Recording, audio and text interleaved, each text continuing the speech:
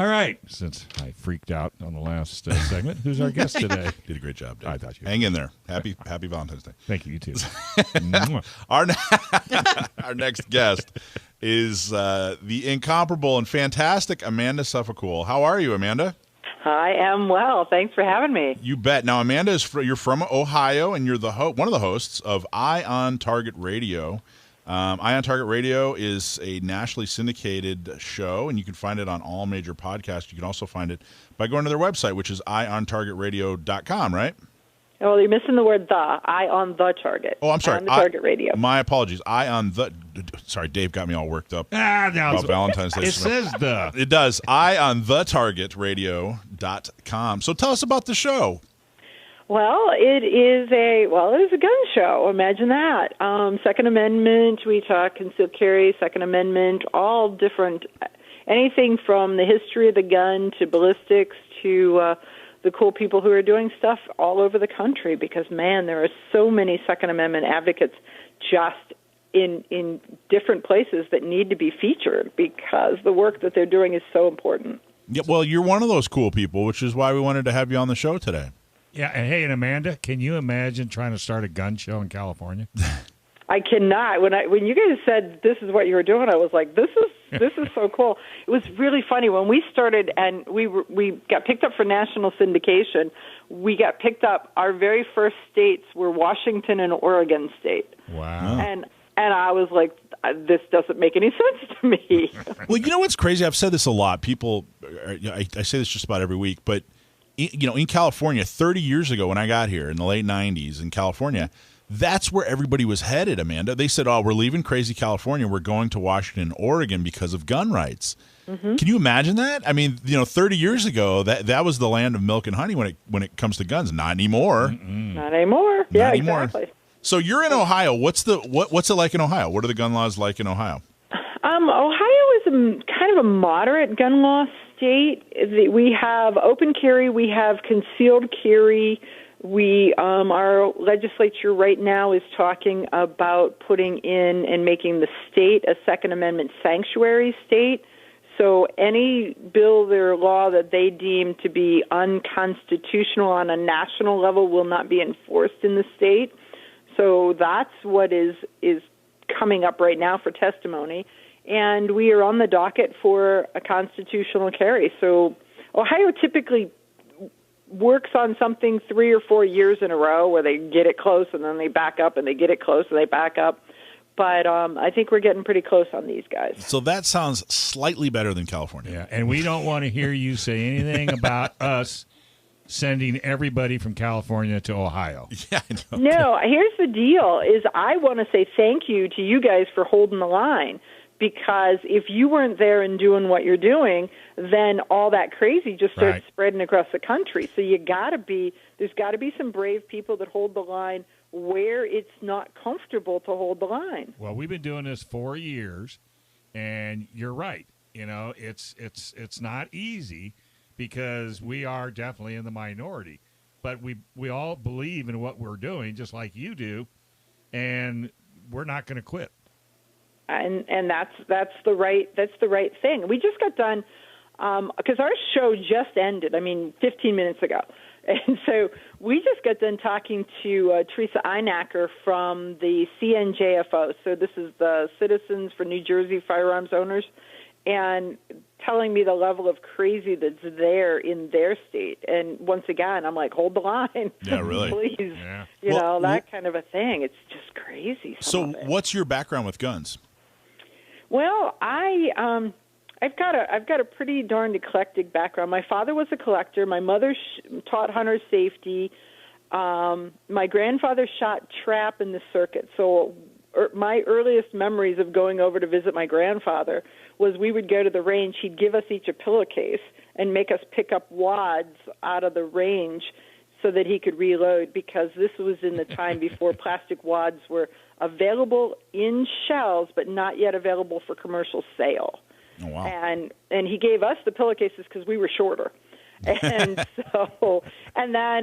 then we'd go home, we'd wash them in the wash machine, sort them out on big tables, and then we got to run, our payment was we got to run the these shotgun reloading machines and sit on the big stool and pull the lever.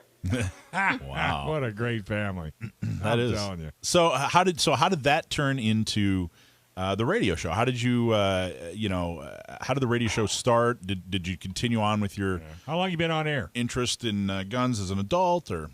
Well, it's I've been on air since 2010, and I tell people I'm an accidental activist, and that's really kind of it. I have an engineering degree, so my background is in manufacturing, and so I was just kind of living my life, fat, dumb, and happy, doing stuff.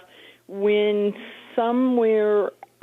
I lost my job, and then I'm like, what am I going to do when I grow up? What am I going to do next, And my brother said, well, if I got to do anything that I wanted to do, if I were sitting where you're at, I would open a concealed carry training school because Ohio is going to pass their concealed carry laws. And I'm like, there's no money in that. And he's like, no, there is. And so I sat down and wrote a business plan to show him that he was wrong. And then we were in business. There you go. Oh, son of a gun. Look, it is profitable. Right. So it was that. And so then because my background is engineering and research and that kind of a thing, we pulled up the bill that Ohio was trying to pass, and it was 167 pages of legalese. And we read it. I read it. I subnoted it. I made notes. I got little flags, all that kind of stuff on it. And come to find out that as they passed the law, nobody knew what was in it except, frankly, maybe me and some of the legislators. So the radio station asked us to come on and fill people in. They wanted a 15-minute interview. And we came onto the station, and people started asking questions, and they kept us for 3 hours. So, wow. So that was the first foray into it. Then right after that, the sheriff's department called and said, hey, will you tell us what's in this bill? So, wow. And then right knowledge after is that, power. Yeah, and right after that, then the radio station called and said, hey, we've got this opening for a 1-hour show once a month. Would you do it? And that was where we started, September of 2010, with a question and answer gun radio show. So it was like a stump the host kind of thing. So talk about drinking from the fire hose. No. So kidding. when did you start the concealed carry fashion shows? When did that become a part of the plan? That was about the first big one was in 2014, and it was because I went and got my NRA certification. I'm an Alice active shooter response instructor, range safety officer. I do pistol, rifle, shotgun, all this kind of stuff. So people would be like, well, how do you carry? And I'd look at them and say, I'm 5'9" and I weigh X number of pounds, and you're 5 foot nothing. So we're not the same, and how I carry is not going to be the way that you carry. And so as we spent more time researching that and looking at it, then we decided to do a fashion show to show people what they couldn't see. Because when a brand new person starts to carry concealed, they feel like there's this big neon sign that's pointing at their gun, so, hey, there's a gun, look here, look here. Yeah. And when you start to carry, or after you carry a little bit, you realize that nobody pays any attention at all. In our state, 1 in 14 adults carries concealed. 1 in 14. Yet you never see somebody. You don't hardly ever notice a gun. You just don't notice it. So that's it. Yeah. You're absolutely. I think we all remember the first couple weeks of carrying. It felt like everybody, like you said, a big staring at you. Yeah, big neon sign. Just yesterday, though, and then you get used to it. But just yesterday, I was at the range, and a buddy of mine who I've known for a few years, he said, you and I are like brothers from another mother. We both carry a Glock 30. And I was like, oh, yeah. And then I said, wait, how do you know that? And he said, I'm very observant. And that's freaked for like 24 hours now. I've been freaked out. Well, what do you mean? I got to call him up and figure out. Like, he didn't what do you mean? Like, what do you mean? How did you figure that out, yeah, right? Was I printing? Like, how do you know? Anyway. Yeah, if it's his gun, if he even saw a glimpse of it, he would know. Yeah, right. I mean, I was standing talking to a guy. I was down in Florida. I was talking to a guy, and he was wearing like cargo pants. And in the side pocket of his cargo pants, he had a Walther P22, and you could see maybe a half inch of the end of the grips. And so I said, so how do you like your Walther P22? And he dropped his hand to his thing, and he looked at me, and his eyes flew open, and he was like, how do you know what it is? Well, it's pretty distinctive if you know what you're looking for, and I'm sure it's the same situation. Yeah, you're probably right. That is so So funny. how did Vice, because you guys have been featured on Vice and HBO, how did they find you? Well, Vice came and they followed us around and did a fashion show. So from the beginning to the end, we've got an hour-long Vice documentary on concealed carry. And so talk about, that was probably, when people say you have to be brave, that was probably the bravest thing I've ever done, was because you don't know how it's going to turn out. You don't know what they're going to do, and you let the Vice film crew follow you as you do all of it. So they followed as we planned the event, as we went to the range. You know, they wanted certain things, so they came to my house, and so they're filming in my kitchen. And the producer says, well, you know, can I, we want to film in your gun safe. I was like, no. If you want to, one of you, not the cameraman, but one of you wants to come back and point at one or two things in the safe, I will bring it out and put it on the table. That's as far as I'm going with that. But, you know, so and Vice is extremely liberal, and so you don't know what, but if you don't stretch and you don't allow the anti-guns, or frankly the gun neutrals that are their audience, if you don't let them see it and normalize it, we're never going to get those people. Right, we're never going to capture those people.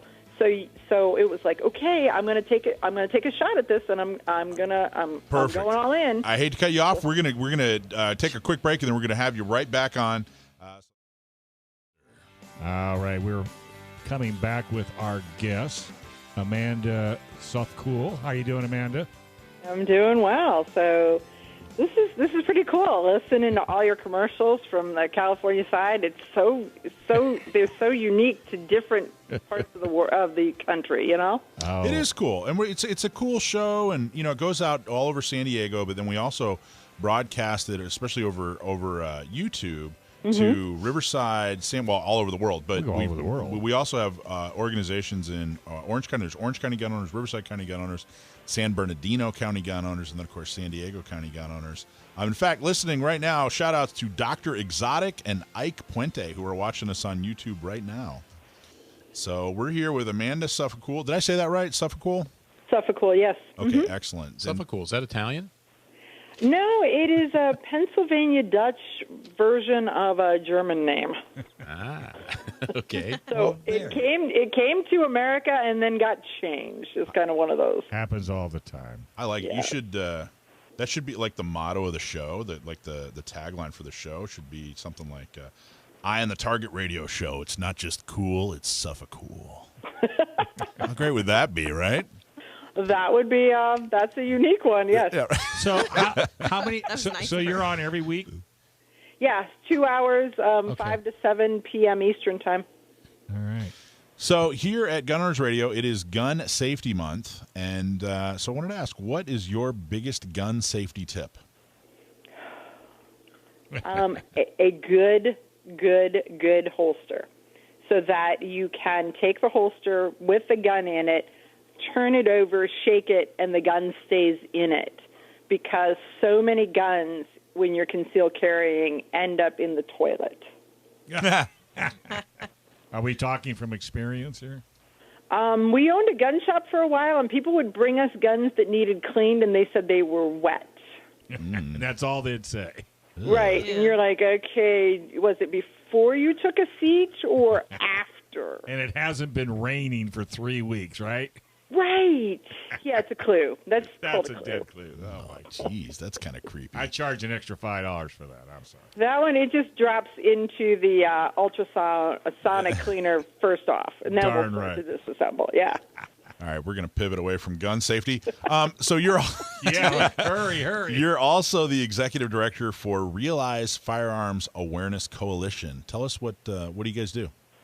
So it's a 501c3 not-for-profit that does firearms education, beginning shooters primarily. We do things to introduce people to guns, to let them know how they work and those types of things. Because so many people want to get started, but they're kind of fearful. They don't know what they don't know, and they know that there's so much they don't know. And so we do these programs where you come to the range. If you've got a gun, you bring it, and we start at the absolute basics. Here's a bullet. Here's how they work. Here's how rimfire works. Here's how center fire works, and then we start shooting and working our way up. And I try to include everybody's gun. If they bring a gun, I try to include it in the conversation as the action of this is similar to your gun, or this is similar to your gun, and here's the feature of her gun, so that people start to kind of see it all work together. Well, it sounds one of the biggest challenges out here in San Diego is the laws are so strict in California and San Diego that it's eliminated an entire generation of gun culture, for lack of a better term. In Ohio, what's your biggest challenge there? What do you see your biggest challenge as? Well, there was just, you guys had restricted it. Us, it was apathy. People were so busy raising their kids and, working their jobs that it just, hunting has really restricted. It's really it's just kind of died away. And now it's starting to pick back up where people are like, well, if we want to eat meat, but we want to eat organically, then hunting is a great way to do that. And so those types of things. So you're trying to get people who, when I grew up, as I said in the beginning, I learned from my dad and my mom, my grandfather, and there's just generations of people that don't have anybody to teach them, and they want to know. They don't know who to ask. And gun ownership is such a big secret that your neighbor may have a lot of guns and a lot of interest in it, but they just don't talk about it.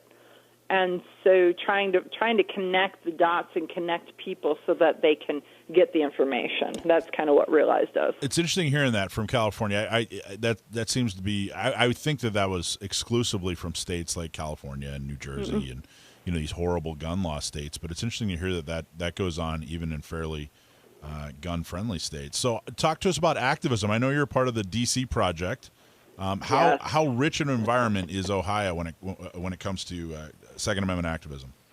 Well, so Ohio is got some opportunities. That's for sure. But have you guys talked to anybody from the DC project yet, or am I the first? No, we've a number of people. Gina Roberts is on our. Oh, I love her. She's on our board. She's one of our founding board members. I also work for San Diego County Gun Owners, which is a political organization, and we just Second Amendment issues. And Gina was one of the founding board members. So yeah, we're very familiar. How did you get involved?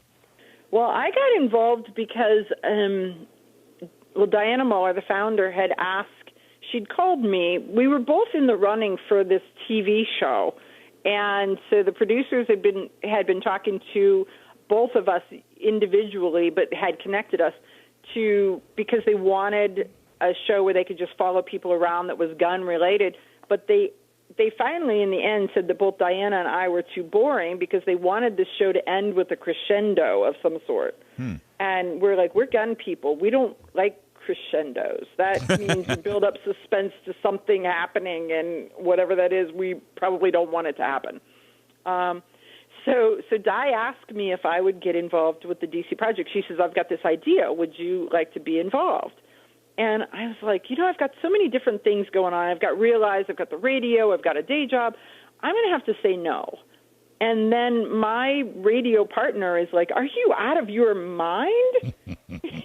He's like, you call her back and you tell her you'll do it, and you figure out something else that you will drop because this is an opportunity. And he was so right. This is the same guy who said that I ought to get into the business of firearms training, right? So far he's Amanda 0, he Rob 2 is where we are on those types of things. So I was one of the very first people. There was a dozen of us that went to D.C. the very first year to kind of scope everything out and figure it out. And so I've been involved with it from the beginning. And man, the caliber of women that is involved in it from one state to another, they just get more and more and more amazing. and it has been a life-changing adventure for me in no bar none, to the point where the DC Project was asked to go to Washington, D.C. to testify with Representative Nadler at the House Judiciary hearings for the assault weapons ban. So were you there for that? I was there. Wow. What was that like? That was amazing. And if you've got an opportunity, you need to Google it and pull that up and watch it, because C-SPAN filmed it. Diana Muller is sitting she is the one during the testimony, and she's wearing a pink dress, and she says to Representative Nadler, "I will not comply to your unconstitutional gun laws." And when she said that, everybody picked up and did the snip of "I will not comply," and then it made Fox News. It was everywhere for a while. And I was lucky enough that I was in the gallery and sitting right next to Dick Heller. So you're from Heller versus DC, the Heller versus DC enormous court case, Supreme Court case. Yes.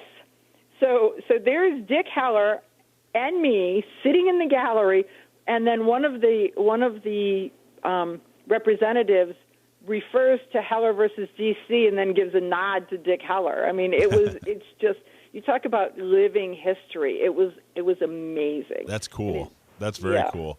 So, last time we had somebody on from the D.C. Project, they said, it really is these days very, very partisan. Republicans will listen to you. Democrats won't. Is that your experience? Well, the Second Amendment should not be a partisan issue. It really shouldn't be. When you look at the statistics of how many Americans own guns, just across the board, 45% of all Americans own guns. And then when you know that 24% of all Americans are under the age of 18, and then you redo the math to say how many adults own guns, you're in the more than 60%. And then that's the ones who have told you they own guns, not the ones who are not telling you they own guns, right?